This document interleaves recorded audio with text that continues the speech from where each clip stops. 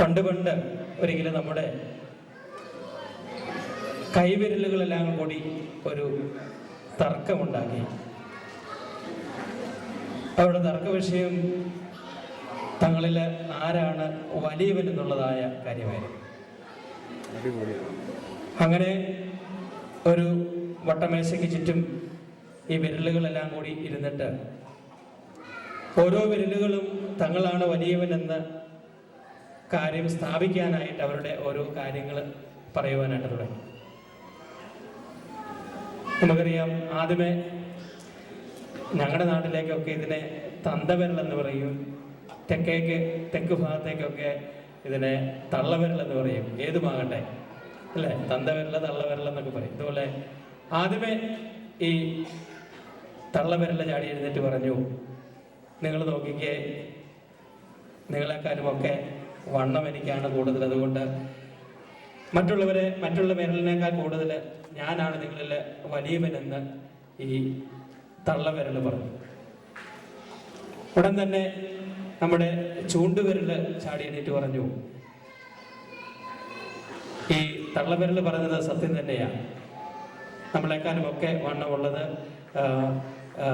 നിനക്ക് തന്നെയാണ്. എന്നാൽ അനേകം ആളുകൾക്ക് പ്രയോജനപ്പെടുന്ന രീതിയിൽ അനേകരെ ലക്ഷ്യസ്ഥാനത്തേക്ക് നയിക്കുവാനായിട്ട് ചൂണ്ടുപലകയായിട്ട് ഞാനാണ് വർദ്ധിക്കുക ഈ ലോകത്തിൽ. അതുകൊണ്ട് ഞാനാണ് നിങ്ങളെക്കാളും വലിയവനെന്ന് ചൂണ്ടുവിരൽ പറഞ്ഞു. തൊട്ടുപുറകെ അപ്പോൾ അടുത്ത സ്ഥാനം നടുവിരലല്ല. നടുവിരൽ ചാടി എഴുന്നേറ്റ് പറഞ്ഞു, നിങ്ങൾ നോക്കിക്കേ, നിങ്ങൾ രണ്ടുപേരും തള്ളവിരലും ചൂണ്ടുവിരലും പറഞ്ഞത് ശരി, നിങ്ങൾ നോക്കിക്കേ, രണ്ട് സെക്യൂരിറ്റി എനിക്ക് അപ്രയപ്രയമായിട്ട് നൽകിക്കൊണ്ടാണ് ദൈവം എന്നെ സൃഷ്ടിച്ചിരിക്കുക. പിന്നെ നോക്കിയാൽ നിങ്ങളെക്കാളും ഒക്കെ കുറച്ച് നീട്ടവും എനിക്കാണ് കൊടുത്തത്. അതുകൊണ്ട് ഞാനാണ് നിങ്ങളെക്കാളും വലിയവനെന്ന് നമ്മുടെ നടുവിരൽ പറഞ്ഞു. തൊട്ടുപുറകെ തന്നെ നമ്മുടെ മോതിരവിരൽ പറഞ്ഞു, നിങ്ങൾ 3 പേര് പറഞ്ഞത്, തള്ളവിരലും ചൂണ്ടുവിരലും നടുവിരലും പറഞ്ഞത് ഞാൻ അംഗീകരിക്കുന്നു. എന്നാൽ നിങ്ങൾ എൻ്റെ ദേഹത്തേക്ക് നോക്കിക്കേ, അലങ്കാര വസ്തുക്കൾ കൊണ്ട് അലങ്കരിക്കുന്നത് എന്നെ മാത്രമേ ഉള്ളൂ. ചിലപ്പോഴെങ്ങാനും എനിക്ക് പാകമാകാത്തത് എങ്ങാനും നിങ്ങളിൽ അണിയിച്ചാലേ ഉള്ളൂ.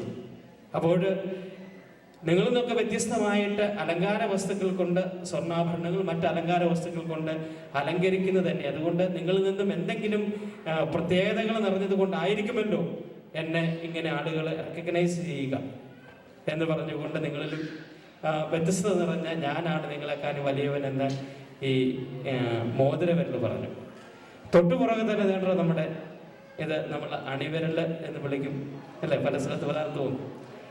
അണിവിരൽ പാവം എണീറ്റിട്ട് പറഞ്ഞു, നിങ്ങൾ 4 പേരും പറഞ്ഞ കാര്യങ്ങൾ സത്യം തന്നെ. തള്ളവിരലും ചൂണ്ടുവിരലും നടുവിരലും മോതിരവിരലും പറഞ്ഞു വളരെ സത്യം തന്നെയാണ്. എന്നാൽ എല്ലാവരും എന്നെ ചെറുവിരൽ അണിവിരൽ എന്നൊക്കെ വിളിച്ച് ഞാൻ വലുപ്പത്തിൽ ചെറുതാണ്. അപ്പം അങ്ങനെ ഞാൻ നിങ്ങളെക്കാളും ഒക്കെ ചെറിയവൻ തന്നെയാണ്. എന്നാൽ എനിക്ക് പറയാനുള്ളത് നിങ്ങളൊന്ന് ശ്രദ്ധിക്കൂ എന്ന് പറഞ്ഞുകൊണ്ട് ഈ അണിവിരൽ പറഞ്ഞു, നിങ്ങൾ പ്രാർത്ഥിക്കാനൊന്ന് നിങ്ങളൊന്ന് കൈകൂപ്പിക്കുക. അപ്പോൾ അവരെല്ലാവരും നിങ്ങളെ നോക്കിയപ്പോൾ എന്താണ്, ഇപ്പോൾ ആരാണ് നിങ്ങളുടെ മുൻപിൽ നിൽക്കുക എന്ന് ചോദിച്ചു. അപ്പോൾ നിങ്ങളെക്കാളും ഒക്കെ ഏറ്റവും മുൻപിൽ ഞാൻ നിൽക്കുക.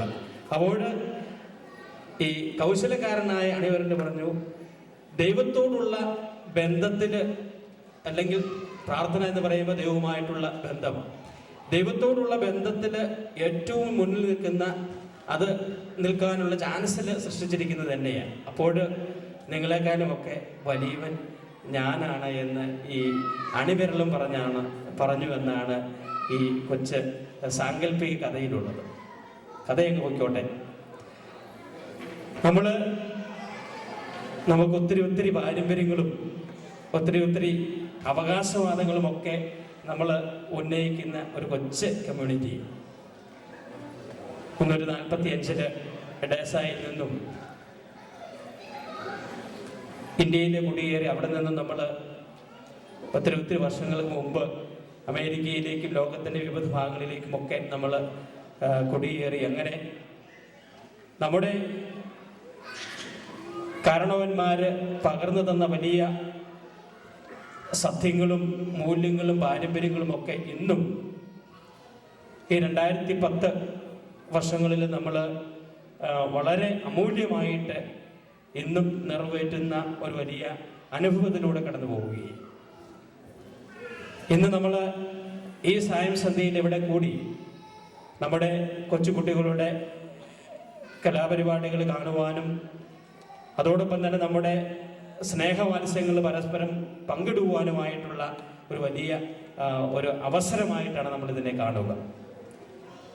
തീർച്ചയായിട്ടും ഇങ്ങനെയുള്ള കുടിവരവുകൾ, കൂട്ടായ്മകൾ തീർച്ചയായിട്ടും ആ വലിയ ദൈവ അനുഭവത്തിൻ്റെ സാക്ഷ്യമായിട്ട് നമുക്ക് മാറ്റുവാനായിട്ട് കഴിയും. കാരണം ദൈവം സ്നേഹമാണ്. ആ വലിയ സാഹോദര്യത്തിൻ്റെ സ്നേഹത്തിൻ്റെ സന്ദേശങ്ങൾ പേറുന്ന മറ്റ് കൊച്ചു കൊച്ചു യേശുവായിട്ട് മറ്റൊരു അനദർ ക്രൈസ്റ്റ് എന്ന് പറയും ഈ ലോകത്തിലെ ക്രിസ്ത്യാനികളെ, മറ്റൊരു ക്രിസ്തുവായിട്ട് ഈ ലോകത്തിൽ ആയിരിക്കുവാനായിട്ട് വിളിക്കപ്പെട്ടിരിക്കുന്ന നമുക്കൊക്കെ ഈ വലിയ സ്നേഹത്തിൻ്റെ പങ്കിടലിലൂടെ എപ്പോഴും നമ്മൾ എവിടെയൊക്കെ ആയിരുന്നാലും ആ വലിയ സാക്ഷികളായിട്ട് ഈ ലോകത്തിലായിരിക്കാനായിട്ട് സാധ്യമാകും. ഡിട്രോയിറ്റിൽ നമുക്ക് ഒന്നിച്ചായിരിക്കുവാൻ ഞാൻ കഴിഞ്ഞ മെയ് മാസത്തിലാണ് ഡിട്രോയിറ്റിലേക്ക് വന്നത്. എനിക്ക് വളരെ സന്തോഷമുണ്ട് നിങ്ങളോടൊപ്പം ഈ സായസന്ധിനായിരിക്കുവാൻ. നമുക്ക് രക്തത്തിൻ്റെ ബന്ധം, അത് വലിയ ബന്ധം നമുക്ക് ഉള്ളത് കൊണ്ട് തീർച്ചയായിട്ടും